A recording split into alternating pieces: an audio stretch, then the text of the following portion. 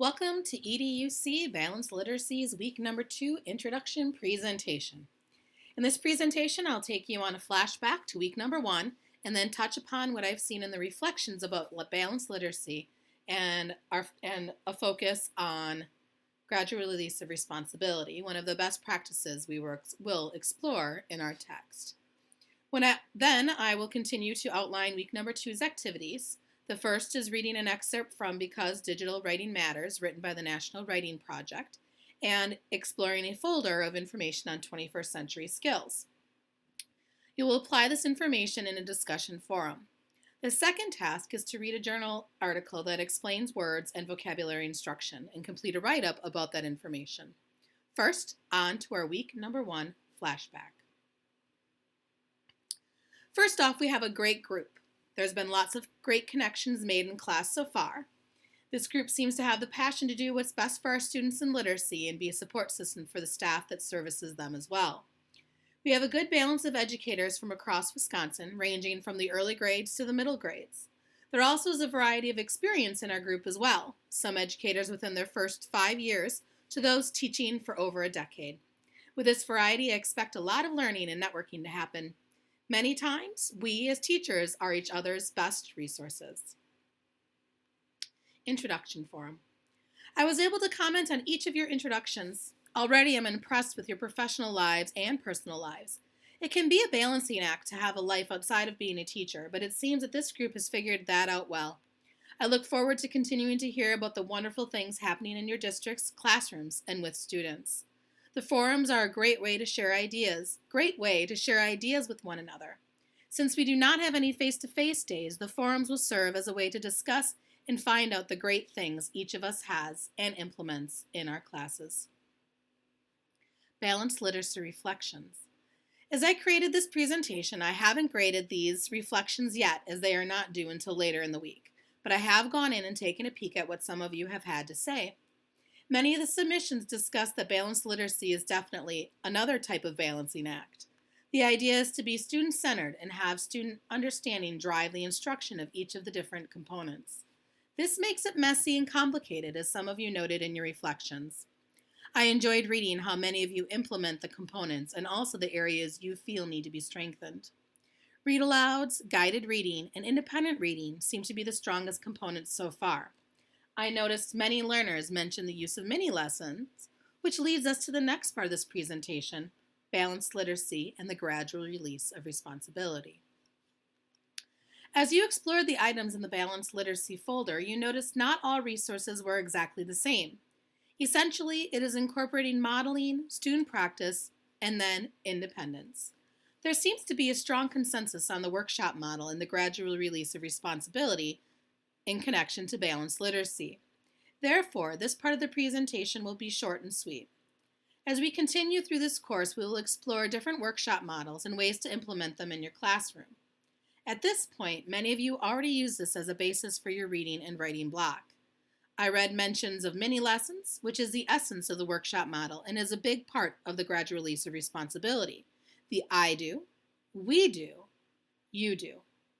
I have a few infographics and a short article explaining the gradual release of responsibility.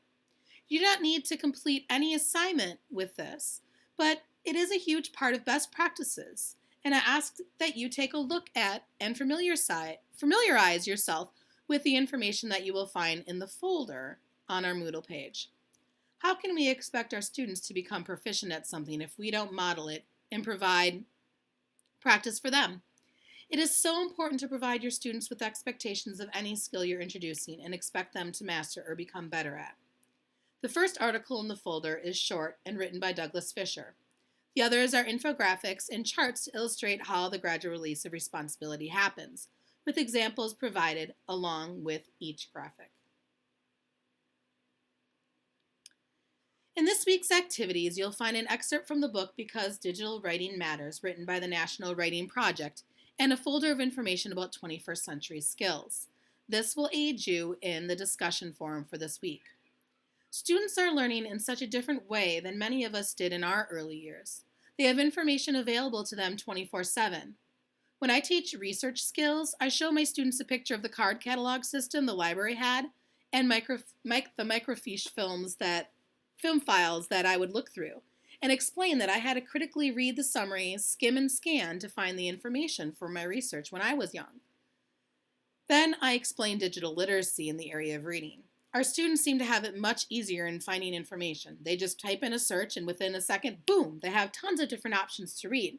The tricky part is the analyzing and critiquing of the websites, infographics, and articles found there to decide if the information is valid. Whereas back in my day, I knew that the books and articles were valid because they were published. They went through that rigorous process of being edited, checked, and published. With the internet, just about any Joe Schmo can create a web page and publish on the web. And as a side note, my students love it when I refer to the common person as Joe Schmo. And just like their reading of information and research is different from my experience, their writing experiences have changed dramatically too. Spell check is rampant on any device. The students' attention to spelling patterns change. The way they communicate is different depending on the format. Text messages, emails, tweets, things of that nature. Since our world is so technologically driven, modern-day employers are looking for specific skills referred to as 21st century skills, which is many times interwoven into the Common Core. As educators preparing our students to be independent in our world, we need to make sure we are changing the way we are teaching writing and incorporating these 21st century skills into our curriculum. The first activity in week number 2 is to read the beginning excerpts of Because Digital Writing Matters, and think about the differences and similarities you've experienced with writing instruction in your early education to those of your students' experiences and needs. You're also asked what types of things you do you incorporate or need to incorporate more to ensure your students are prepared for writing using 21st century skills. There are prompts listed in the forum for you to respond to in your forum post. This forum is worth 30 points due to the depth of thought and quality in responses. Your first post needs to be submitted by Thursday, and in turn, you need to reply to at least 2 other learners' posts by Sunday. I ask that you space out your replies at least a day after your initial post. One of the best practices of an online course is to allow for processing time between posts and replies, which is why I ask you to wait a day before replying to someone else. Everyone has been right on track with expressing and sharing the ideas from the introduction forum with an ample word count. I'm looking mainly for depth of thought and critical thinking in initial posts as well as replies. Grading will be assessed according to the rubric, and as in the case with this week's forum, may be worth more depending on the task. You will see a sum of ratings at the bottom of your posts. This is how I will score them. If you reply to more than one post, I will grade the best 2 replies, which show the most in-depth and critical thinking. If I feel the need, I may implement a word count. If there is a word count associated with the forum, do your best to hit that goal. But for this week, I'm going to see what you can accomplish without attaching a word count to the forum posts. The second task is a journal assignment.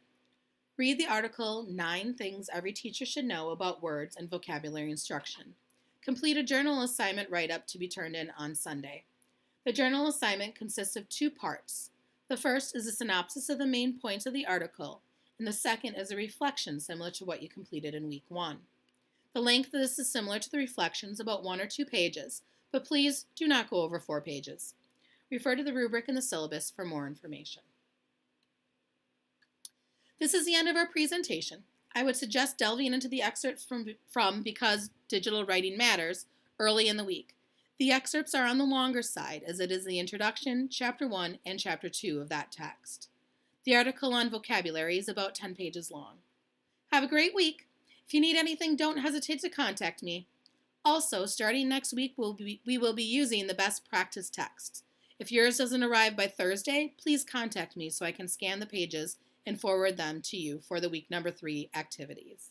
Goodbye and happy reading!